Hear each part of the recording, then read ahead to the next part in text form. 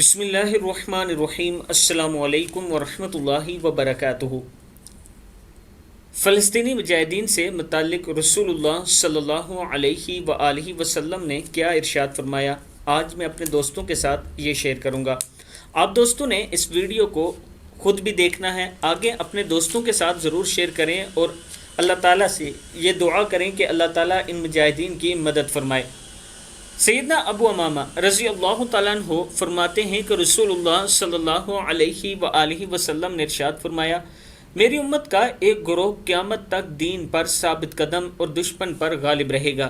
ان سے اختلاف کرنے والے ان کا کچھ نہ بگاڑ سکیں گے سوائے اس کے کہ انہیں کچھ معاشی تنگ دستی کا سامنا کرنا پڑے گا، یہاں تک کہ اللہ تعالیٰ کا حکم آ جائے گا، وہ اسی حالت پر ہوں گے۔ صحابہ نے کہا، اے اللہ کے رسول صلی اللہ علیہ وآلہ وسلم، وہ کہاں ہوں گے؟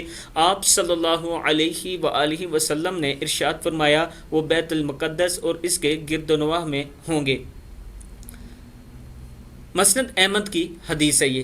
اللہ تعالیٰ فلسطینی مسلمانوں کی مدد فرمائے اور اللہ تعالیٰ ان پر اپنا رحم فرمائے اور امت مسلمہ کو ان کی مدد کرنے کی توفیق عطا فرمائے۔